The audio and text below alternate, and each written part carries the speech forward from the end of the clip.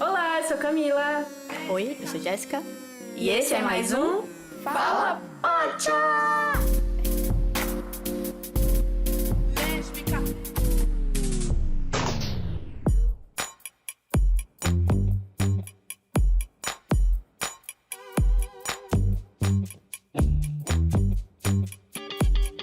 E no episódio de hoje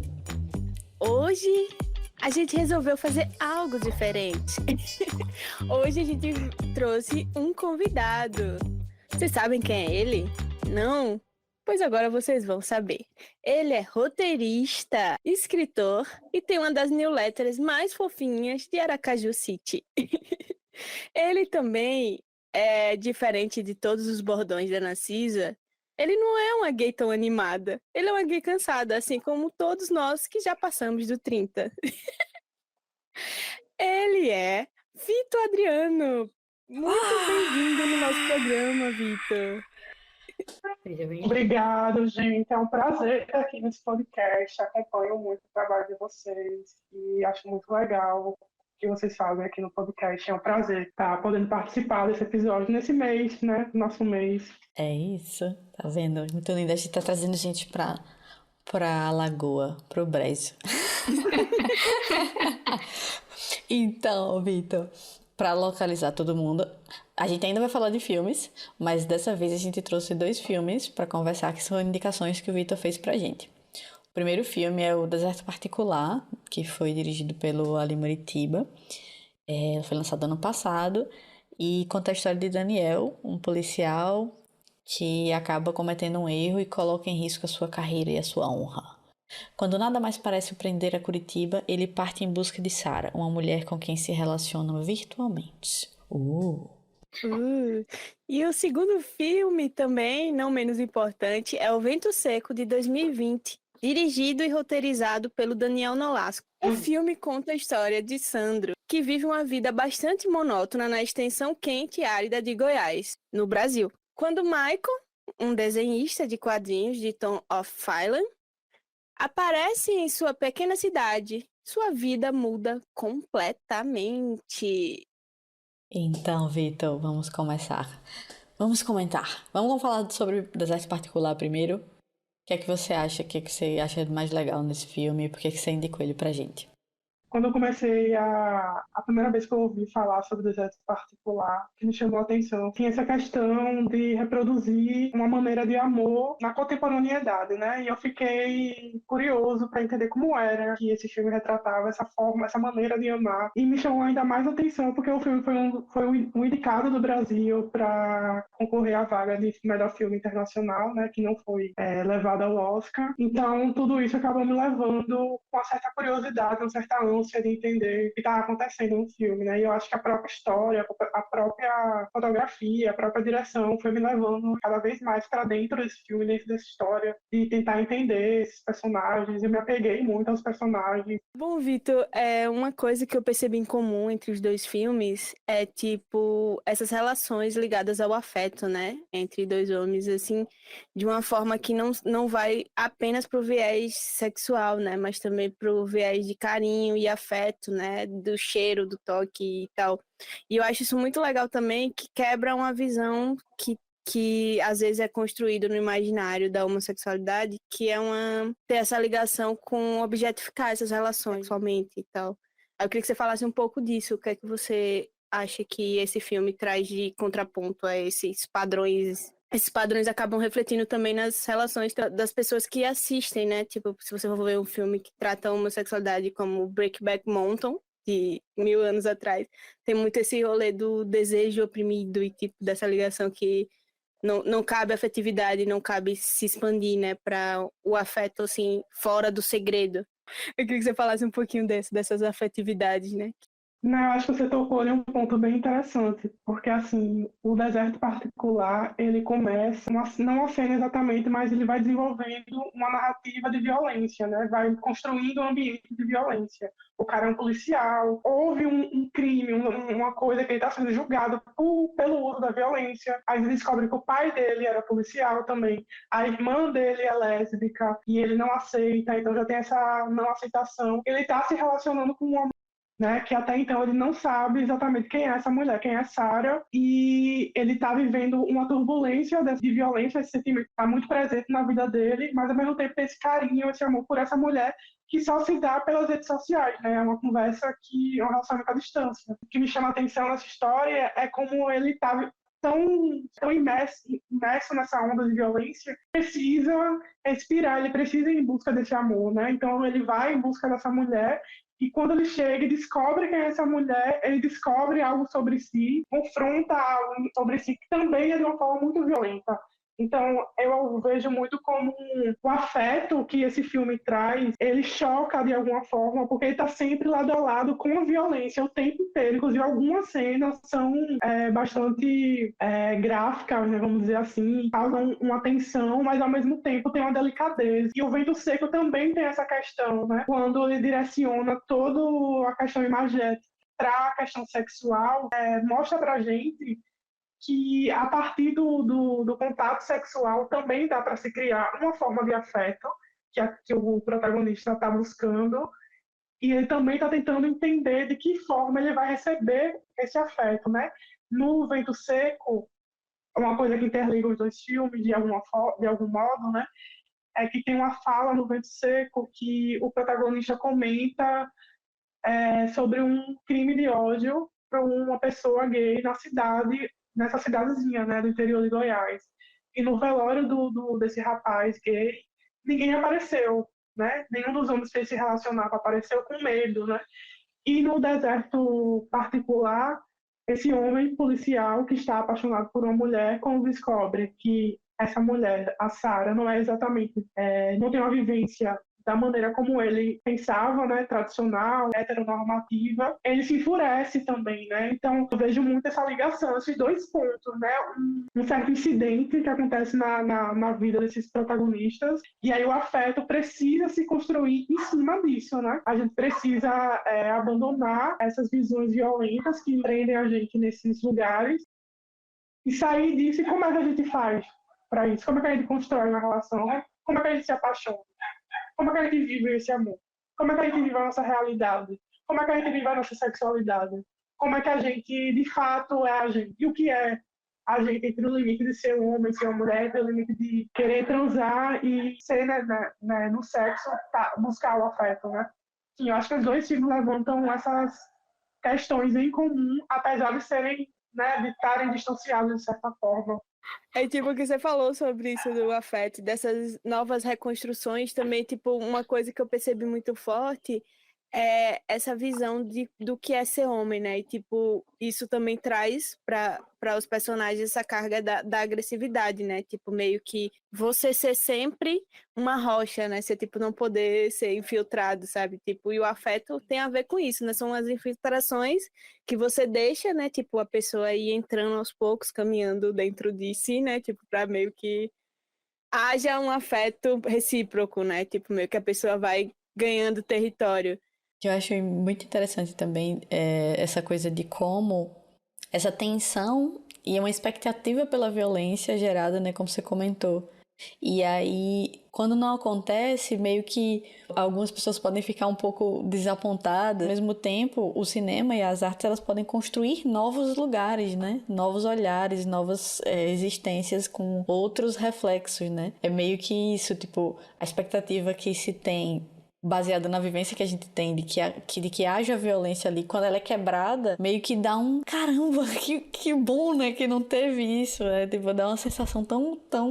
Eu assisti o filme e fiquei, tipo, apaixonada, tipo, porque eu ficava o tempo todo, caralho, vai dar merda, ai, que bom que não deu merda. E aí eu queria que você comentasse isso, sobre como é que você acha que funciona, assim, eu gosto muito de quando se quebra a expectativa e quando se cria imaginários possíveis e não só representações representação do que a gente já tem, do que a gente já vive na vida cotidiana, porque é meio que como se ampliasse mesmo, né? Desse a gente a possibilidade de outras histórias, de outros jeitos das coisas acontecerem, não é só do jeito que acontece, existem outras possibilidades. Essas falas de vocês duas me trouxeram uma questão de que afeto não é só amor, não é só carinho, né? Afeto, a violência é um afeto também, que te afeta de alguma forma. E você falou bem, Jéssica, essa questão de o cinema, o audiovisual em geral, ele cria essa possibilidade de imaginar um mundo onde a gente pode ser livre, onde a gente consegue ter esses finais diferentes, né? Essa perspectiva diferente. Eu gosto muito de como no Deserto Particular ele vai trabalhando essa construção desse personagem que ele está se quebrando aos poucos e a gente espera que no final do filme vai acontecer uma coisa estrondosa. A gente imagina que ao descobrir, né, que a Sarah não é uma mulher cis, né, ele vai bater no Robson, né, que é Robson Sarah, a personagem, mas não, ele lá dá um beijão nela e eles têm uma noite tórrida de amor ao som de Total Eclipse of Heart. Maravilhoso. E é lindo, maravilhoso. muito bonito. É tipo um clima assim, maravilhoso. Eu vi alguns comentários de algumas pessoas falando que o roteiro não contemplou muito bem algumas demandas do filme, mas eu discordo, eu concordo com você, Jéssica. Eu acho que ele mostra exatamente isso, né? O clímax, o ponto alto desses personagens, né? Tanto o policial que vai de encontro a Sarah, quanto Sarah Robinson nesse momento, é o ponto alto ali da história dos dois. Depois, a partir desse ponto, cada um vai para um lado tentando entender o que foi que aconteceu nesse encontro, né? É um encontro que desvirtua a trajetória dos dois, né? E o afeto não é só uma coisa positiva, é massa. A gente sentir raiva também do filme também é um sentimento positivo, né? Uma coisa que eu acho interessante é essa coisa de como as narrativas tentam, né, quebrar essa lógica hétero, cis, até na forma de contar. No caso do Deserto Particular, eu acho muito interessante quando o filme gira e a gente começa a acompanhar a história a partir da perspectiva de Robson Sarah, né, barra Sarah. Porque aí é justamente a gente vai acompanhando tudo pela visão do Daniel, que é o policial, e aí você vai, aí quando eles se encontram, aí gira, você começa a acompanhar a perspectiva dela, e aí você constrói um novo filme, um novo personagem, e a gente começa a compartilhar com essa nova personagem essas vivências e tal. Então é uma coisa que no cinema clássico não é tão comum, ou pelo menos não era usada dessa forma, mas é muito interessante isso, né? Tipo, como a gente vai acompanhando a história, a mesma história por dois pontos de vista diferentes e tendo que flexibilizar nosso próprio olhar dentro da narrativa, né? Ver em quais pontos eles se tocam, são parecidos, em quais pontos eles não são parecidos, meio que essa relação do Robson com a avó e o Daniel tem a relação com o pai, e a gente vai vendo esses processos. Eu acho bem bacana isso. Nessa coisa de trocar do ponto de vista, né, do personagem, o que eu acho interessante é que o Daniel ele vai pregando várias fotos da Sarah, né, pela cidade, e a gente até então não sabe de fato quem é Sarah, porque de fato a Sarah está em construção, né? E quando troca o ponto de vista, a gente começa a construir essa Sarah também, vai entendendo a partir de Robson quem é Sarah, né? Então a gente também vai acompanhando essa construção dessa mulher, idealizando também para Robson. Então, Sarah está tipo, acima de Daniel e de Robson em certa medida, né? E à medida que a gente vai conhecendo Robson, a gente vai construindo Sarah, conhecendo Sarah, entendendo a necessidade dela estar ali presente, né? E quando ela se apresenta com o vestida com o vestido que Daniel trouxe para ela de presente, também é uma cena muito bonita, muito tocante. E eu acho que é o momento concreto em que Sarah, de fato, se apresenta totalmente, né? E aí, interligando os dois filmes, eu fiquei pensando numa coisa, lendo alguns comentários, algumas críticas ao Deserto Particular, algumas pessoas fizeram, que o Vento Seco, por exemplo, ele tem atrizes trans em personagens que não especifica que elas são trans. Então você assiste o filme inteiro, tranquilo, ali só estão duas atrizes mulheres. E é isso. E não importa, né, elas serem trans ou não. Já em Deserto Particular, eu não sei a identidade de gênero da pessoa, né, que deu vida a essa personagem, mas é uma outra relação de gênero, né? uma construção dessa desconstrução que Camila bem pontuou, né? Essa de estender a identidade para um lugar etéreo, né? Então fica essa coisa para os três, né? Os três personagens, considerando Robinson e Sarah como personagens separados, eles têm esse impacto dessa desconstrução na vida de cada um, né? Esse encontro que desencontra e descostura essas amarras sociais deles, né? Já no Vento Seco, a questão das atrizes trans já determina um outro lugar, né? Elas também não têm esse rótulo para dentro da história. E se você não sabe que elas são mulheres trans, você passa o filme sem saber também. E é isso. Sim. Porque não tem a necessidade de demarcar que é uma história que vai ter uma atriz trans que precisa falar disso, Sim. né? E eu acho isso bem interessante. Eu acho que também é um ponto que pode ser oposto nos dois filmes, mas acaba se completando também de alguma forma. É isso. Eu tô aqui finalizando, mas querendo falar muito mais, porque os dois filmes são muito interessantes. Mas é isso, a gente tem um segundo bloco aí, né, amiga, com novidades.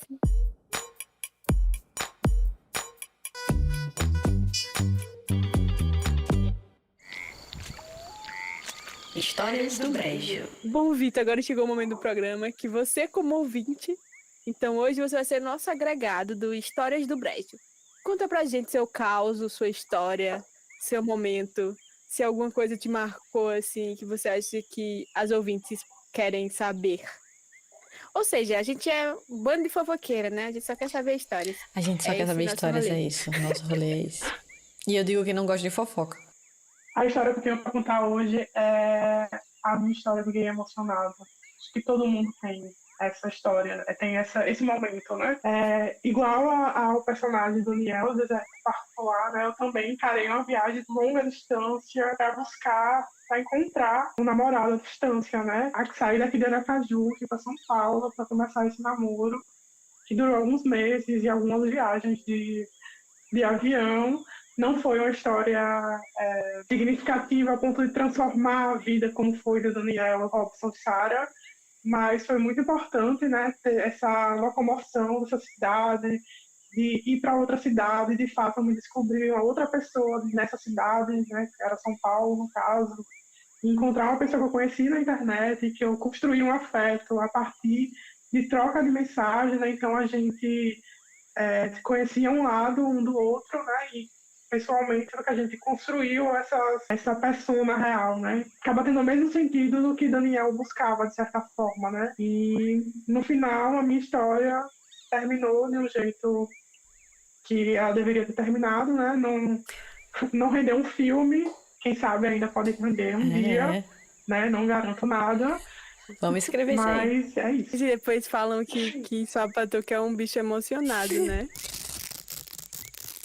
Dica! E para manter o nível aqui do programa e, é claro, os nossos quadros, vamos para a Dica da Pote, a edição especial. Vitor, conte pra gente. Indique mais obras audiovisuais para as nossas ouvintes. Então, o filme que eu separei hoje para dar essa dica é Greta, dirigido e escrito por Armando Praça. É um filme estrelado por Marco Nanini. Essa personagem, ela é uma personagem idosa e que vive sozinha, se emociona, né, se afeta com o contato de um outro rapaz que está numa situação adversa ali, que os dois encontram num momento inusitado, vamos dizer assim. E essa personagem, conhecida por Greta porque ele gosta de se vestir como a atriz, né, hollywoodiana, o filme acaba abordando a questão da solidão de pessoas LGBTs já idosas, né? Esse filme me afetou muito por isso, né? Fiquei refletindo muito como é esse envelhecimento para a gente, como é essa relação, como construir uma relação duradoura que vá acolher a nossa solidão, a nossa velhice, né? Esse filme aborda várias coisas. Eu acho que tem muito a ver também com o que a gente conversou um pouco, essas transformações a partir desses encontros, desses afetos, a questão da não conformação com o gênero, né? Então, tá numa linha muito ambígua dessa sexualidade e desse entendimento do gênero. Então, acho que é um filme que casa bem com o que a gente tá falando e é muito profundo. Também queria deixar uma dica bônus aqui, os curtas do Daniel Nolasco, antes do Vento Seco, né? São curtas que trabalham muito essa questão da imagem, da imagética que o Vento Seco traz, as temáticas, né? A questão dos fetiches, os personagens. Em todos esses curtas ele já vai trabalhando isso e já mostra um diretor em amadurecimento. E é muito bom ver esse desenvolvimento, né? Tanto de narrativas mais curtas, quanto da direção, mesmo desse olhar, né, do diretor. Sim. Eu queria propor uma coisa para vocês, para nós três aqui, nessa onda de criar imaginários possíveis, né? A gente pensar em como um asilo só para LGBT. A gente não... Quem tiver filho, ok? Quem não tiver filho, vai pra lá. Mas, tipo, arruma de velhinhas, todos juntos, nesse lugar aí, todo mundo feliz, fazendo festa ou não, ou tomando um cafezinho, um chazinho, mas um ambiente de afetos. Que a gente possa compartilhar espaços e conversas e trocar ideias e falar sobre a vida. Esse filme da Greta me lembra muito isso. E eu queria que a gente pudesse construir esses imaginários. Vamos fazer isso, vamos criar juntos esse rolê. Tipo, é muito da nossa realidade isso, porque eu acho que o primeiro LGBT mais velho que eu vou conviver é vocês e eu mesma, né? Tipo, Aí a pessoa passou dos 30, já tá se sentindo eu idosa. já tô me sentindo, tô cruzando já.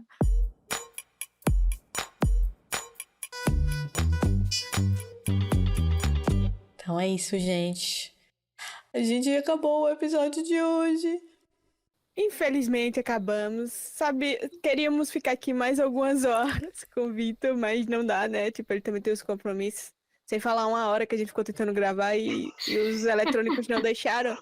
A gente já tá alugando ele por 2 horas aqui. Vitor, muito obrigada por ter aceitado o nosso convite. Espero que tenha sido um pouco divertido participar, né? Eu que agradeço, foi ótimo, foi um prazer conversar com vocês. É sempre bom encontrar vocês e poder conversar, discutir sobre questões que nos atravessam, né, de diferentes formas. E é muito bom construir junto, né? Porque o que a gente vai trocando, a gente também vai ressignificando as coisas, e isso é muito bom.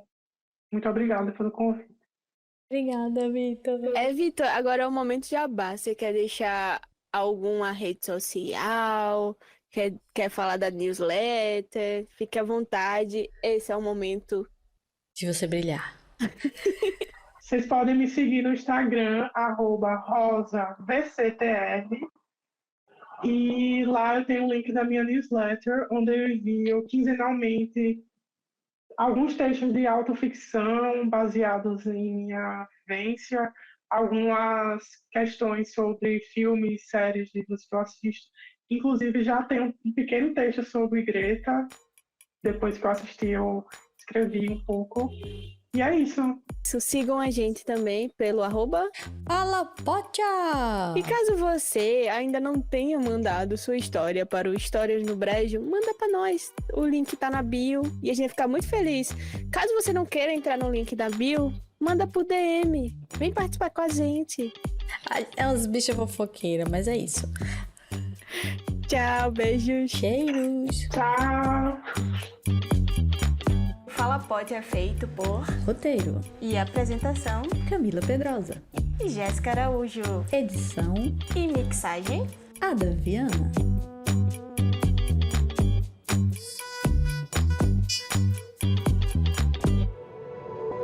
Este podcast faz parte do movimento LGBT Podcasters. Conheça outros podcasts através da hashtag LGBT Podcasters ou do site www.lgbtpodcasters.com.br.